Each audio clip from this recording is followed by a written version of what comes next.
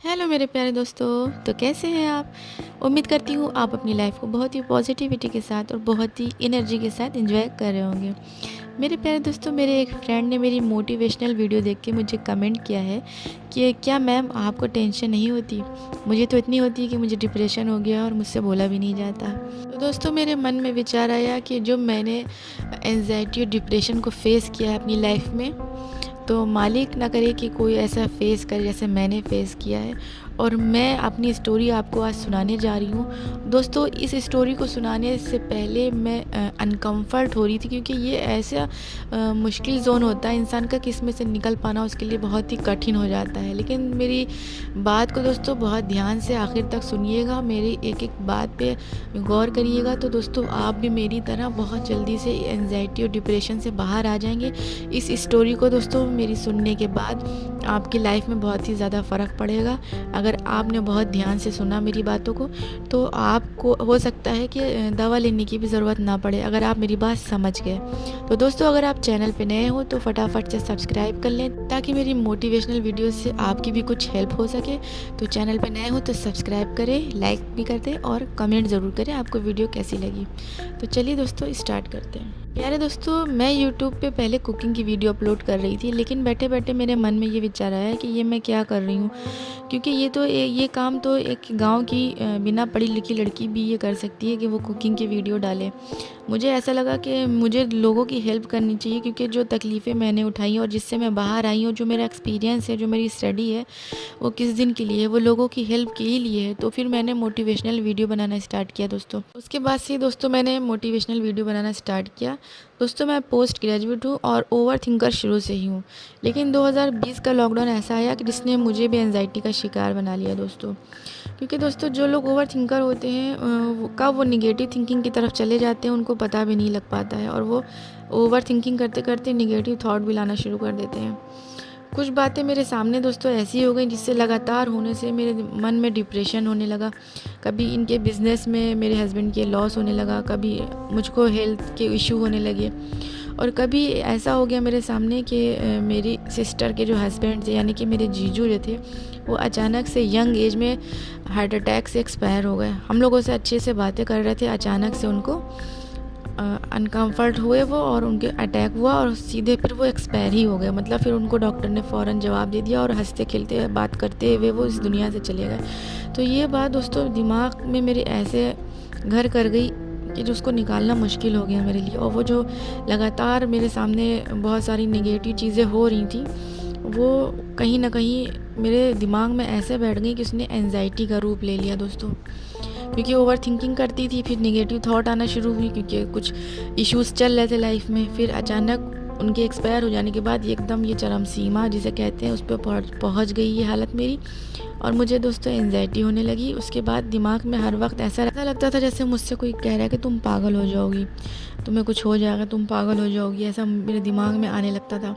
तभी लोगों ने मुझे जो है सजेस्ट किया तुम साइकाइट्रिस्ट को दिखा लो। फिर मैंने साइकाइट्रिस्ट को दिखाया, उन्हीं ने मुझे दवा ववा दिया, लेकिन पता नहीं क्या हुआ कि उनकी दवा खाने से मुझे ऐसा रिएक्शन होने लगा दोस्तों कि पूरी बॉडी में मुझे ब्लड सर्कुलेशन पता लगने लगा दोस्तों। और ऐसा सर्कुलेशन तेज़ तेज़ हो रहा था कि जैसे लग रहा था कि मेरा आज आखिरी दिन है, और ये जो है ना ब्लड सर्कुलेशन ऐसा होगा कि मेरा ब्रेन हेमरेज कर देगा।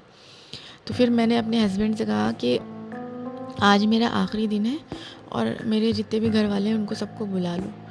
तो फिर मेरे हस्बैंड बहुत ज़्यादा घबरा गए, उन्हीं ने सबको बुला तो लिया, लेकिन ऐसा था ना दोस्तों, कहीं ना कहीं मेरे दिमाग में ये बात भी बैठ गई थी कि जो है इंसान बहुत आसानी से मर सकता है। क्योंकि मैंने उनको मरते हुए जो देख लिया अपनी आंखों के सामने, तो मुझे ऐसा लगा कि जैसे कि इंसान का मरना बहुत ही आसान है, और कोई किसी भी इंसान का कभी भी आखिरी दिन हो सकता है वो।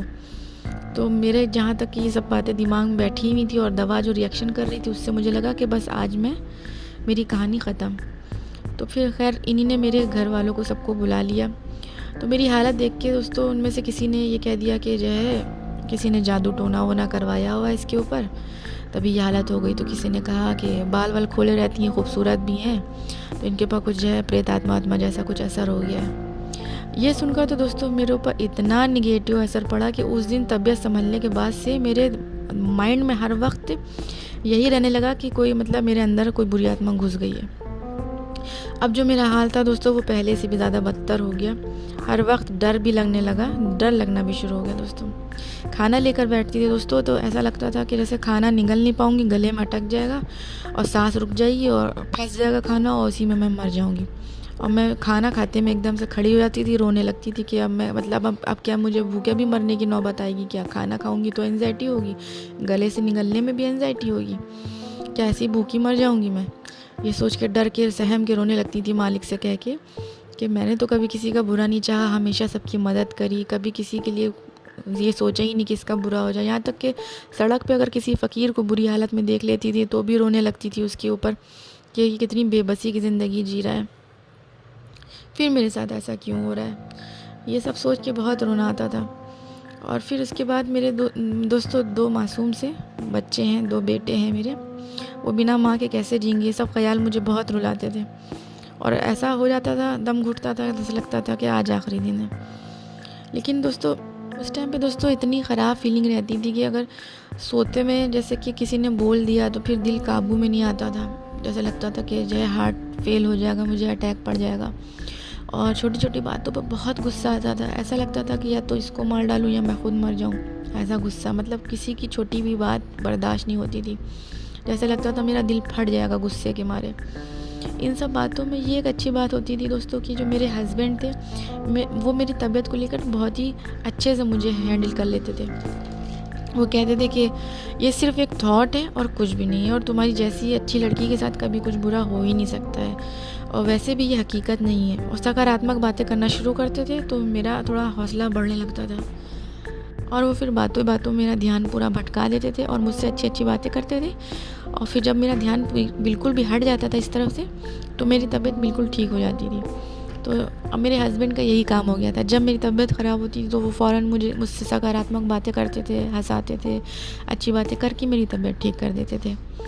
तो अब यहाँ पे कहानी दूसरी होने लगी दोस्तों। अब क्या होने लगा, मेरे दिमाग में दोस्तों ऐसा हो गया कि अब ये जैसे मेरे हस्बैंड मेरे साथ हैं तब तक तो सब सही है, और जैसे ही ये घर से बाहर निकलेंगे या कहीं चले जाएंगे तो अब मेरे दिमाग में ये बैठ गया कि अब ये अगर घर से चले गए तो फिर मेरी तबीयत ख़राब हो जाएगी।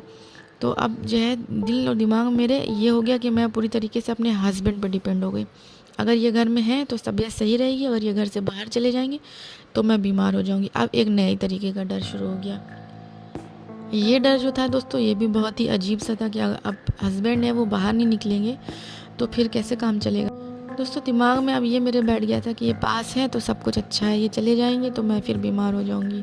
इनके बाहर निकलने से मुझे डर लगने लगा।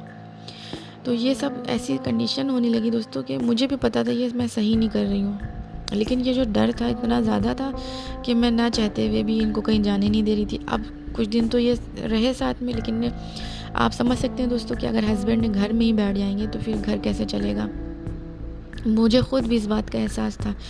तो एक दिन इन्होंने ये मुझसे कहा कि तुम इतनी ताकतवर हो, इतनी अच्छी हो कि तुम अकेले ही अपने लिए काफ़ी हो, और डरपोक ना बनो, क्योंकि जो लोग डरते हैं ना उनको सब डराते हैं। तुम्हारे सामने देखो 2 मासूम बच्चे हैं, कम से कम अपनी खातिर नहीं तो इन बच्चों की खातिर अपने आप को मजबूत बनाओ, अपने को बदलो। ये सिर्फ एक थॉट है, इस पर वर्क ना करो, इसको सच मत समझो।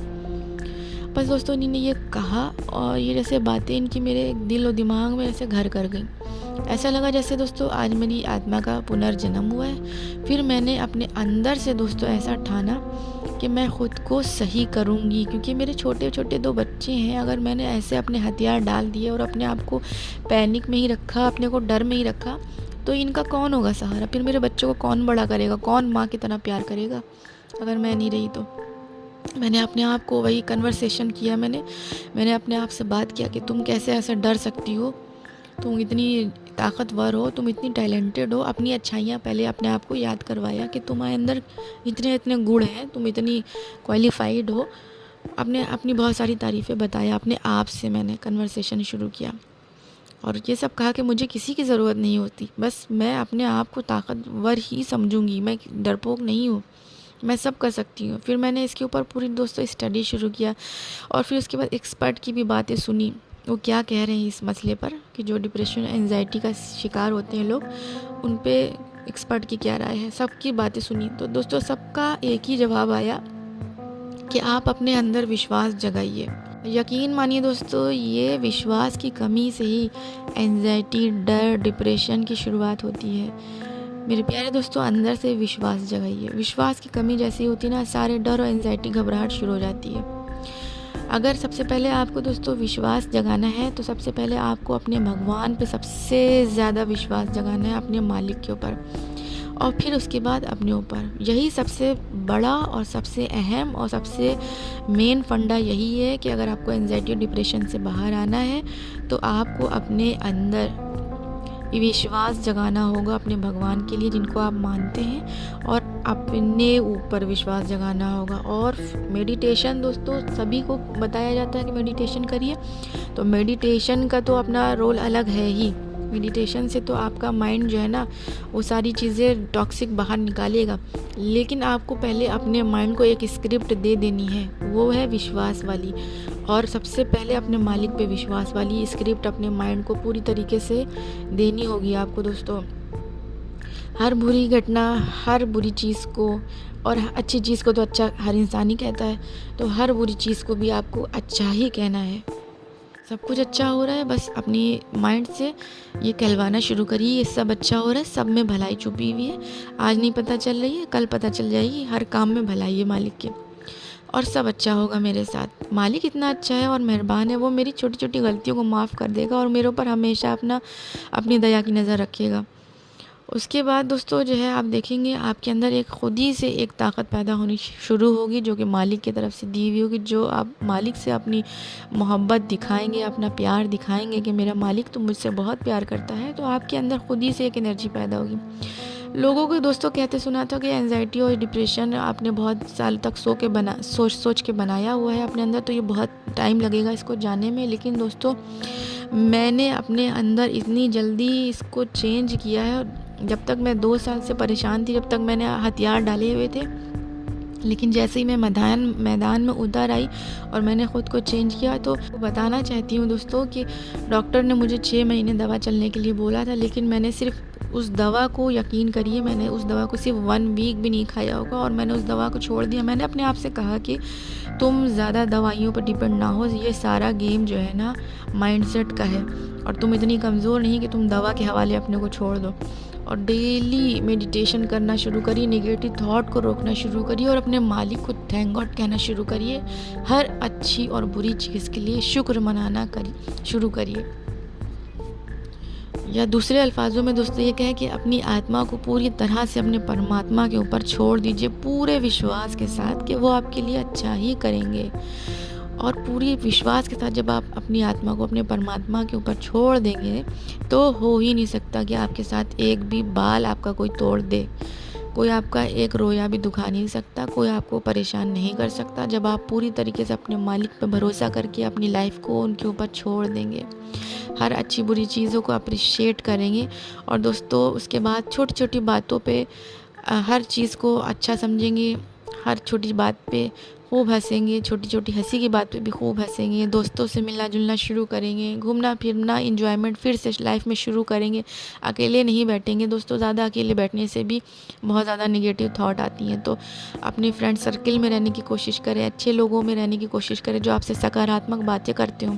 ऐसे ना हो जो आपको और पैनिक करते हो और घबराते हो, ऐसे लोगों के साथ बिल्कुल ना रहिए। जो आपके अंदर कॉन्फिडेंस को जगा दे, ऐसे लोगों के साथ रहिए, ऐसे लोगों की कंपनी में रहिए जो आपका हौसला और बढ़ाएं। और साथ साथ दोस्तों अच्छे कर्म भी करिए, क्योंकि अच्छे कर्मों की पॉजिटिविटी अलग ही होती है। बस दोस्तों, इसके बाद मैंने ऐसी की तैसी मचा डाली थी पूरी तरह से एंजाइटी की। बहुत सारे जो मेरे जेलस करने वाले रिलेटिव थे, वो ख़ास कर मुझसे मिलने आए, जबकि वो घर पे नहीं आते थे। वो ख़ास कर मेरी हालत को देखने आए कि ये कैसे हो सकता है कि वो इतनी जल्दी ठीक हो गई। मतलब ऐसा लग रहा था दोस्तों कि जैसे उनको मेरी बर्बादी का तमाशा देखना था। लेकिन मेरे भगवान, मेरे मालिक ने मेरे ऊपर इतना करम किया हुआ था, जो मैंने उनके ऊपर भरोसा किया था, उसका उन्हीं ने ऐसा भरोसे का मुझे सिला दिया कि मेरा तमाशा होने से रोक लिया, और साथ ही मेरी 2 साल पुरानी एंजाइटी को पूरी तरह से 2 महीने में कंट्रोल करवा दिया।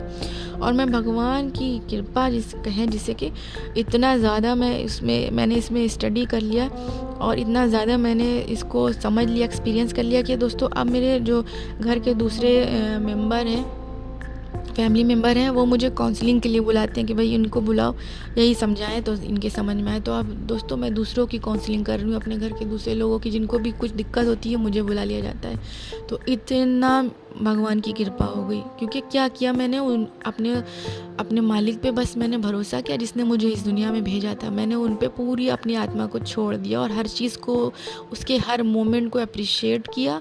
हर तरीके से मैंने खुश रहना सीखा, हर अच्छी बुरी चीज़ के लिए थैंक गॉड कहना सीखा, और मेडिटेशन से अपने सारे जो जहरीले टॉक्सिक है ना माइंड के नेगेटिव थॉट वाले सब निकालना शुरू कर दिया।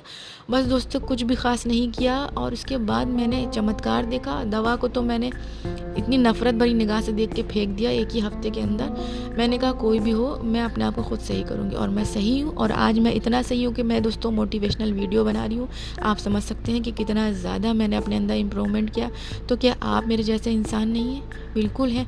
तो दोस्तों आप मेरी बातों को बहुत सीरियसली सुनिए और बहुत ही सीरियसली इन कामों को करिए।